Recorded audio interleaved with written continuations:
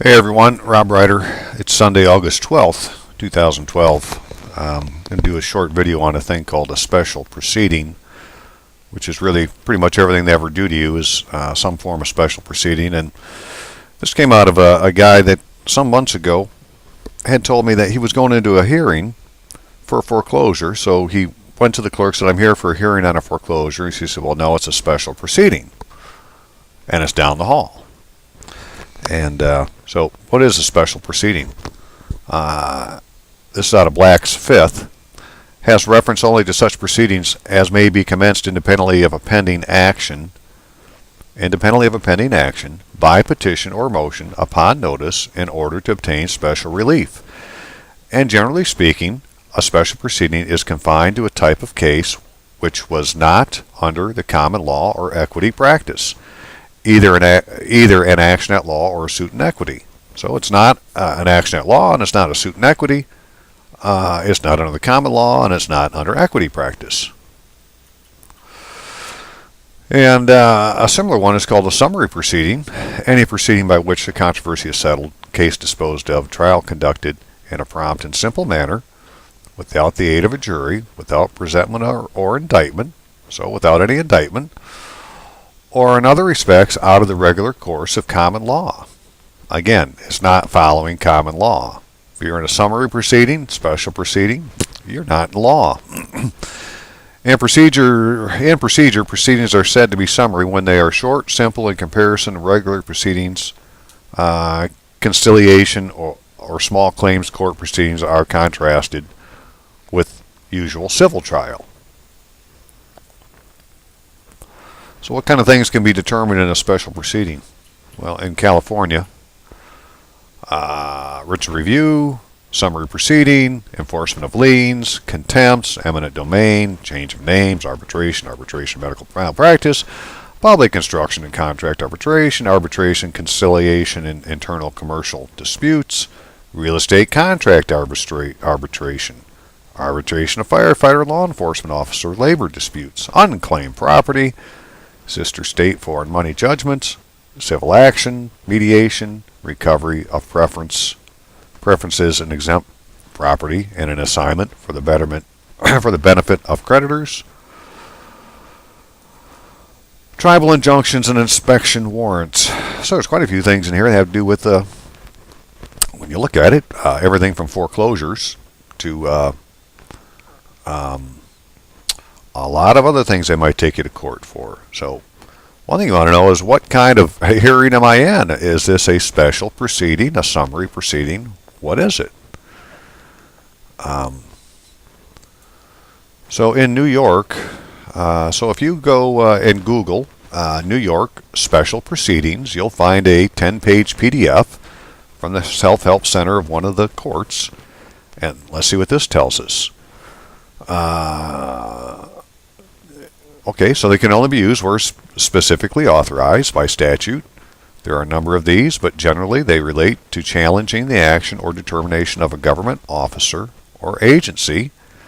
Landlord-tenant relations can also be determined in a special proceeding. Well, imagine that. But what do they need to do? So in order to commence the kind of lawsuit known as a special proceeding, a person must prepare a document called petition. This is a statement of the person's charges or the grievances of which the person complains. The person bringing the cause is called it says hyphen petition, so I don't know what that means, hyphen petition. So the person bringing it is called the hyphen petition.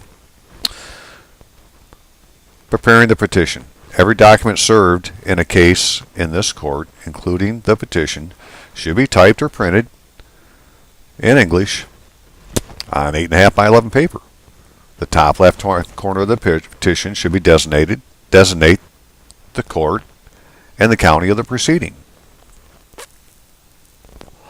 Next comes the caption, which is a box inside which appears the names of the parties, the petitioner first, and the party sued, called the respondent, below.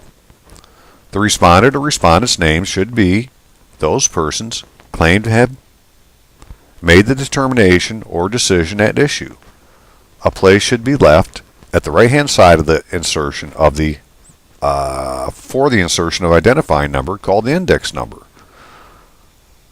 which number is filed in the will be filed as later as explained below. Okay, so there's supposed to be a box, supposed to have you, the petitioner, and you as the respondent. So apparently you wouldn't be called the defendant here, you'd be called the respondent. And it sounds to me like the index number needs to be inside the box. It could be important later if you find an index number that's not inside a box. But first of all, what if you can find the index number? Well, let's continue on and see what that does for us. Unfortunately, this Appendix A wasn't attached. It's not on there. So I don't know what they're talking about. But this is the courts out in New York. Maybe somebody can find out what Appendix A looks like.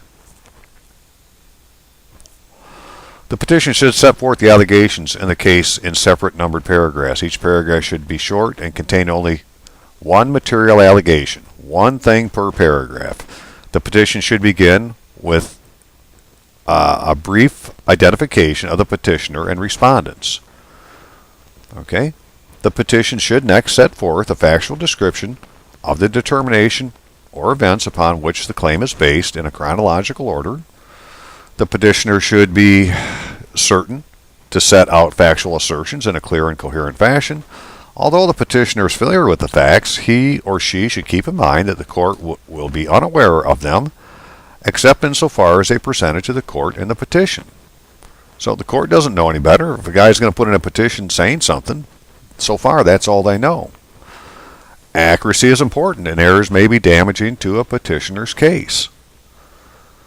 Legible copies of any pertinent documentary evidence should be included as exhibits, with index tabs annexed to each exhibit. If the proceeding concerns a claim that a government agency acted incorrectly or illegibly, a photocopy of the agency's final determination, which is the subject of the proceeding, and any intermediate rulings must be included.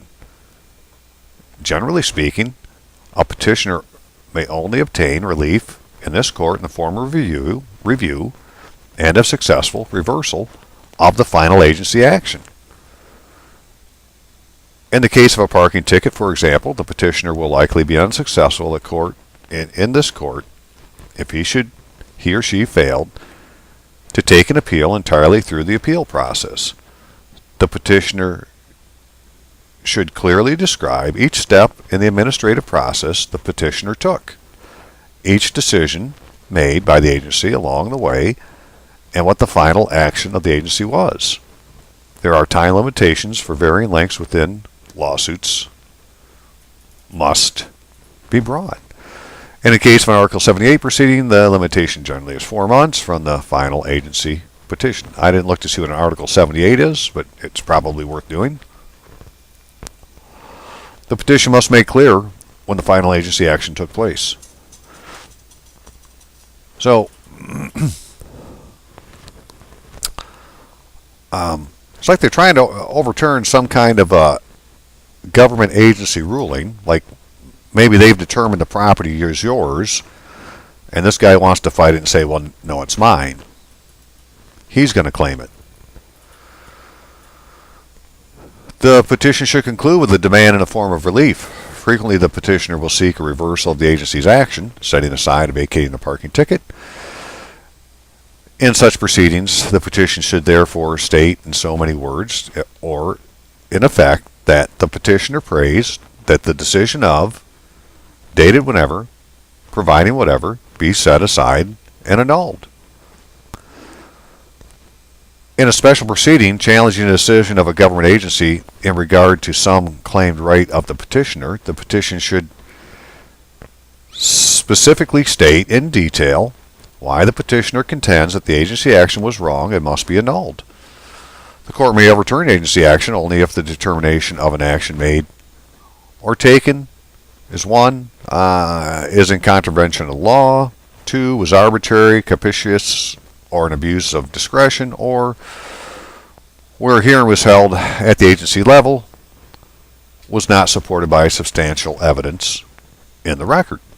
So I don't know what that means, the office of the recorder, but right, that there isn't any evidence, substantial evidence on record. You didn't acknowledge your deed.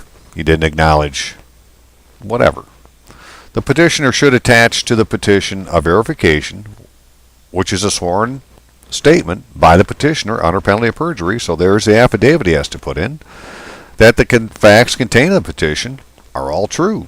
This document must be signed by the petitioner in front of a notary public who must acknowledge, stamp, and sign the verification. An example of a verification is included in Appendix A. So he has to have an affidavit under penalty of perjury to do a special proceeding. In addition to the above, the petitioner should also be sure that he or she brings the special proceeding in the proper county.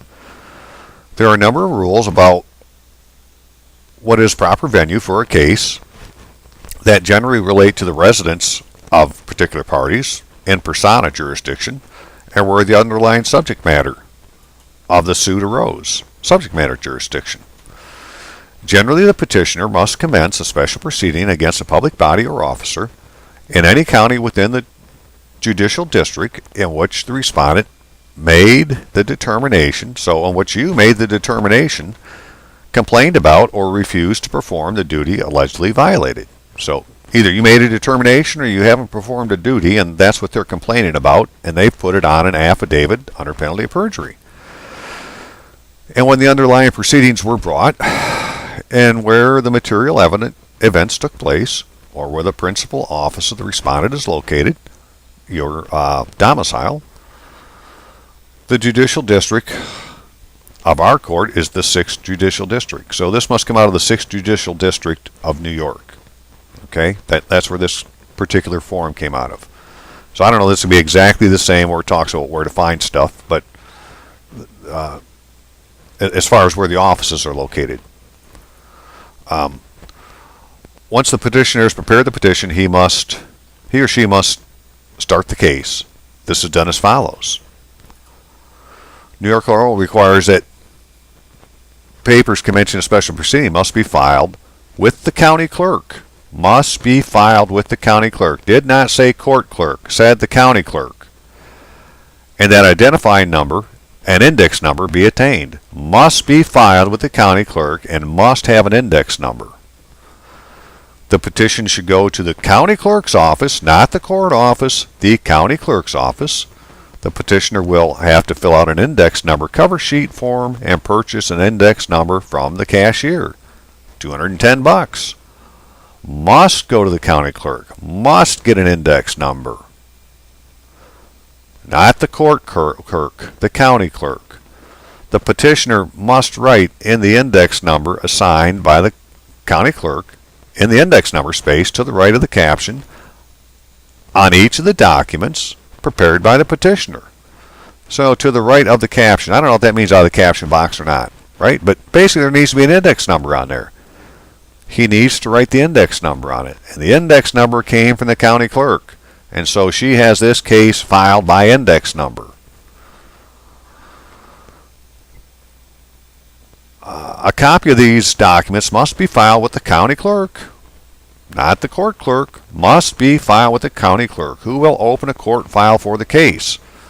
The clerk will stamp the petitioner's copies to show that the papers are filed and will issue a receipt for the purchase of the index number.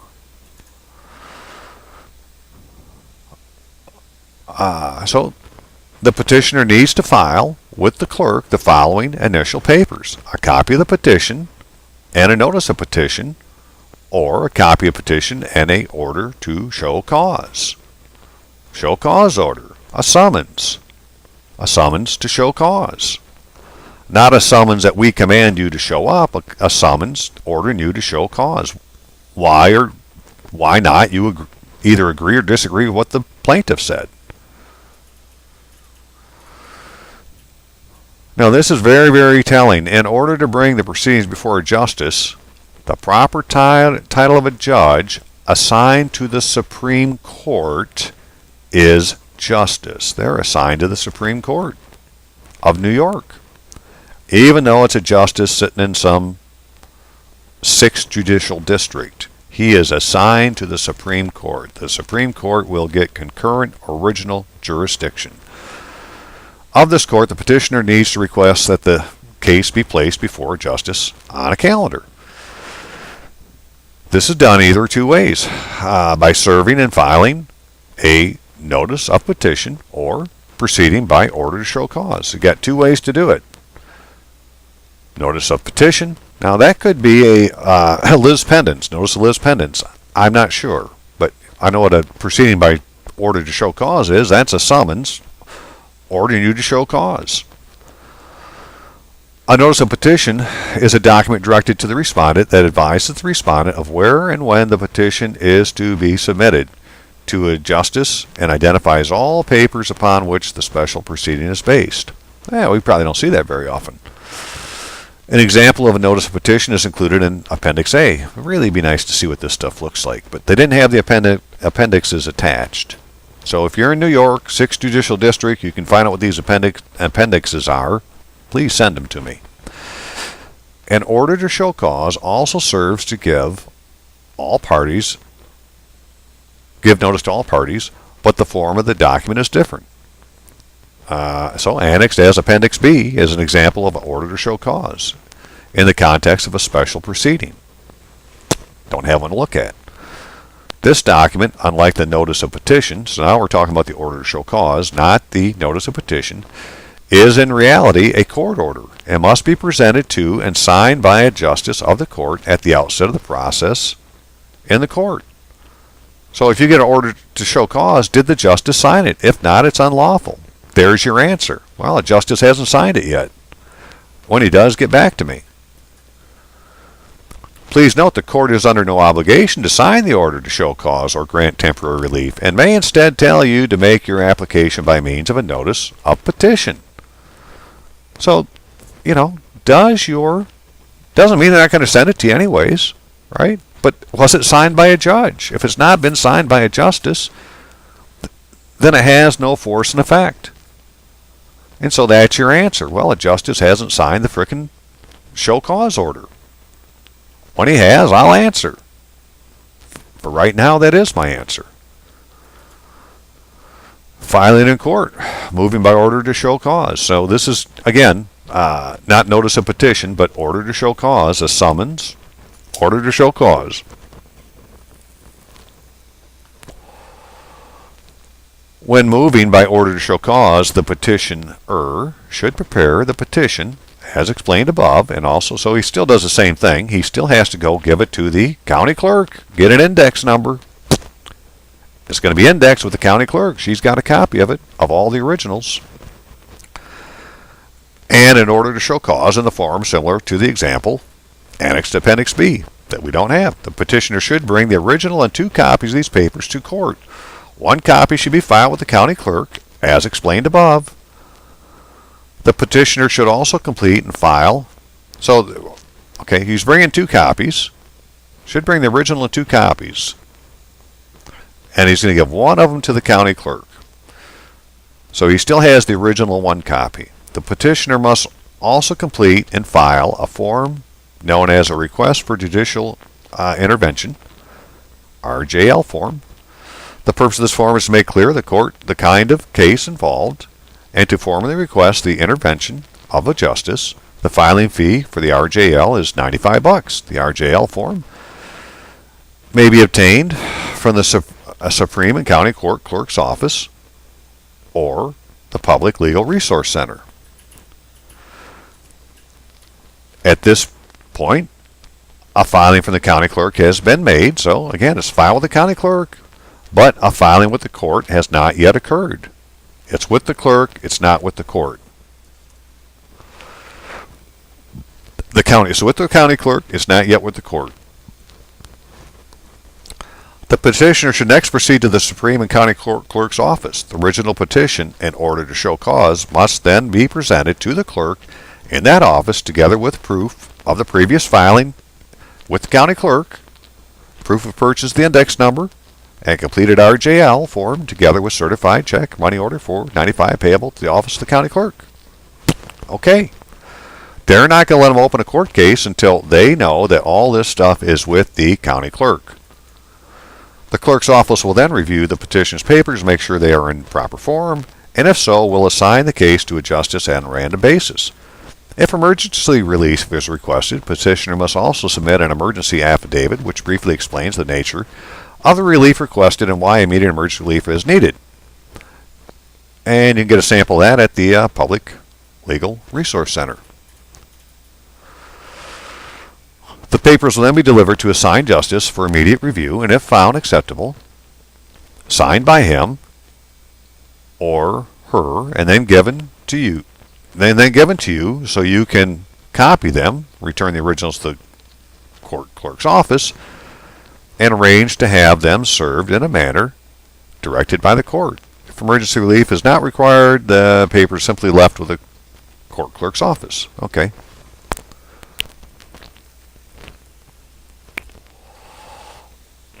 After the papers are reviewed, they will be either marked to be returned to you for correction or sent to the assigned justice for signature. You can check on the status of your order to show cause by calling the county clerk's office. Wait at least 48 hours for calling. If your papers need corrections, you should return to the county clerk's office, pick them up, correct them as needed, and resubmit them.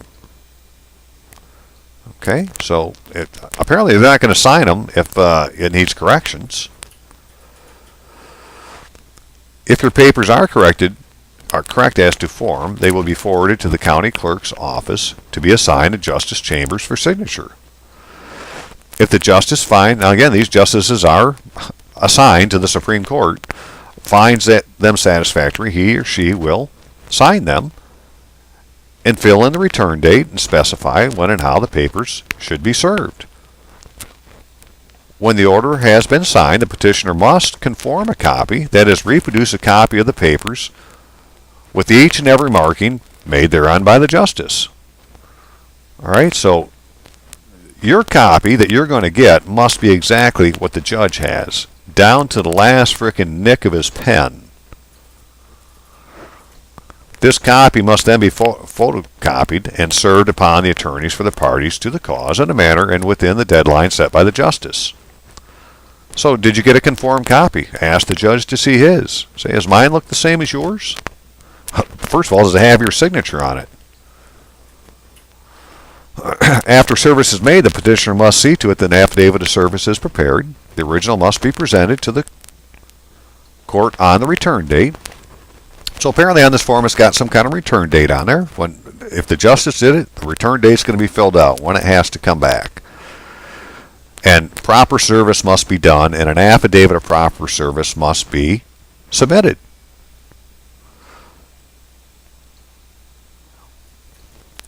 If the other parties do not submit opposing papers and do not appear on the return date, the court may take action on the order to show cause, provided that it is satisfied from the affidavit of service that the other parties were properly served in the order to show cause and supporting papers. The other parties may submit papers in opposition to the petition, which is usually in the form of an answer together with opposing affidavits and exhibits. So what do? You give them an answer. This ordinarily will be done within the time specified by the justice when the order to show cause is signed. All opposing papers must also be properly served on the petitioner as well as other parties to the case. So I guess, the thing is, even if they've done it properly and you want to answer, you need to get it to the right justice, properly served. Not that difficult to do. Okay, moving by notice of petition. The proceeding can be brought before the court without need of a justice to sign an order to show cause at the outset. Instead, so that we won't be doing the order to show cause, now we're just going to do a notice of petition. Instead, the petitioner may proceed directly to notice of petition as follows. The petitioner should prepare a notice of petition and the RJL. Since the initiating papers will not first be presented to a justice, the petitioner must select a return date and identify the place at which the matter is to be heard. This place is the courtroom of the assigned justice. Well, we don't even know who that is yet, so how can he put who the assigned justice is? He hasn't taken it to him. Apparently, the return date can be any weekday at 9:30 a.m., but the return day must be selected, keeping in mind that the respondents must be given adequate time to prepare an opposing or answering papers. Therefore, all return dates selected must be at least 8 days after service of the initial paper has been made on the respondents. As explained earlier, so this return date has to be written on that paperwork someplace that they give you.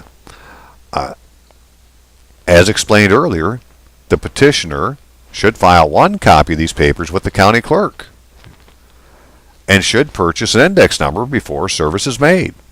So if you get paperwork now, that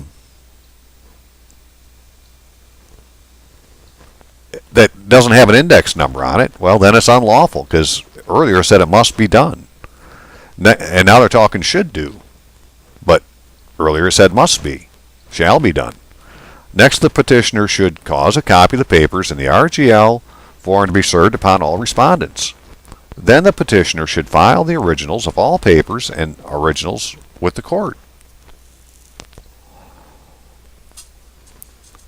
At the same time, the petitioner must file 2 duplicate original affidavits of service, one with the court clerk's office and one with the county clerk. So again, the county clerk has got the records. And it's going to be tied to the index number. So the index number is your key to find out where your paperwork is.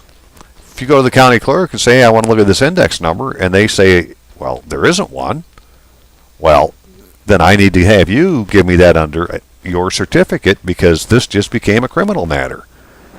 And for you not to would be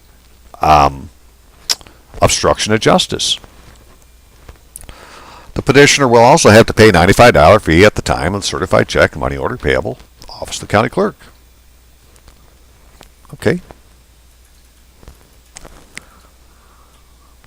So now the court clerk's office will randomly assign the matter to a justice and will place it on a calendar for the return date selected by the petitioner. Huh.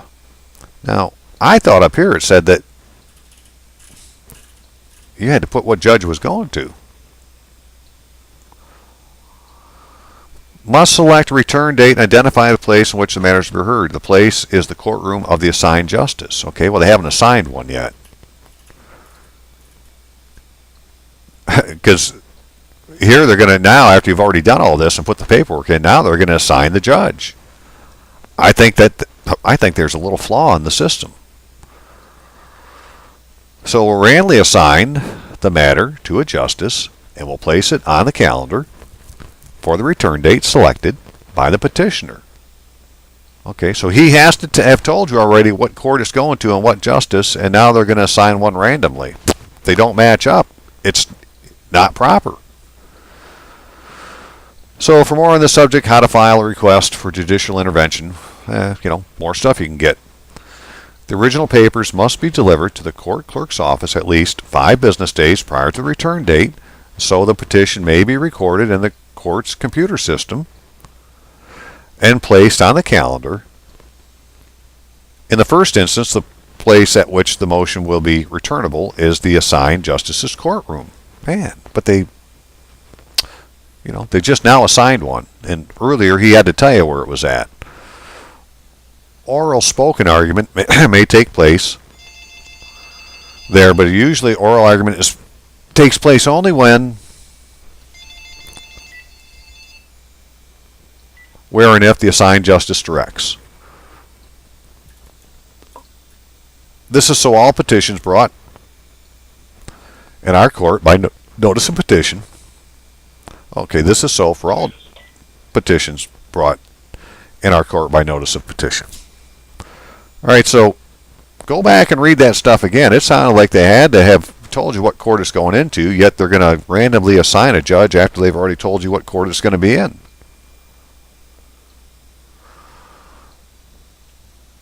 Answer and reply papers must be served upon all parties to the case within the deadlines applicable.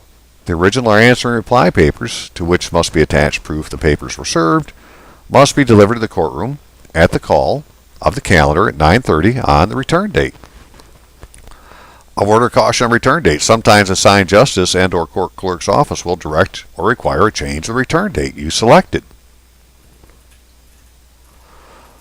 Accordingly, a few days after you submit your notice of petition, you must check with the clerk's office to see if this has happened. You can do this by calling the court clerk's office. Have your docket number ready. Okay, so you could do this too. You have a copy with the docket number on it. You can call and see if the return day was changed.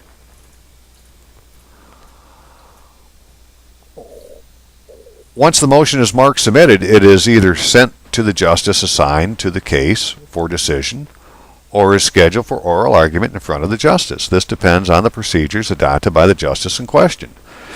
Remember, you are responsible for keeping track of the status of your petition after it is submitted and doing whatever follow-up is necessary after it is decided. To check the status of your petition, call the court clerk's office. Have your index number ready for information on follow-up steps that are required if the petition is granted. Obtain a brochure from Submit, Settle, Enter Orders. And that's all there is to it. So, I'm going to send these papers along for that. They need to be maybe looked at even a little bit closer. But there's some hokey stuff going on. So basically,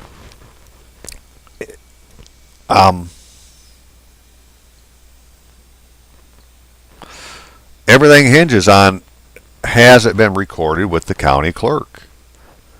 And so when you get your paperwork, whether it be a summons or to show cause, or this petition they're talking about, notice of petition, right? It has to have an index number on it. That index number has to tie to the county clerk's office. You go to the county clerk's office, they can't pull it up. Well, then somebody just committed fraud, right? They brought fraud on the court. If they have done it properly, then all the original paperwork will be in the county clerk's office. And also, you have to have a conformed copy given to you that's exactly the same as the one the judge has. And again, the judge has to assign the show cause order. Lots of little things they have to do to be procedurally correct. And if we focus on that and point out the defects in due process, instead of arguing the facts about the foreclosure to a justice who's assigned to the Supreme Court, even though he's a justice in the 6th Judicial District, since he's assigned to the Supreme Court, the Supreme Court has original and concurrent jurisdiction in the matter. And so if we stick to the law, instead of arguing the facts, I think the Supreme Court will find in your favor. Okay, that's a short one. Leave it at that, and I hope you find it useful.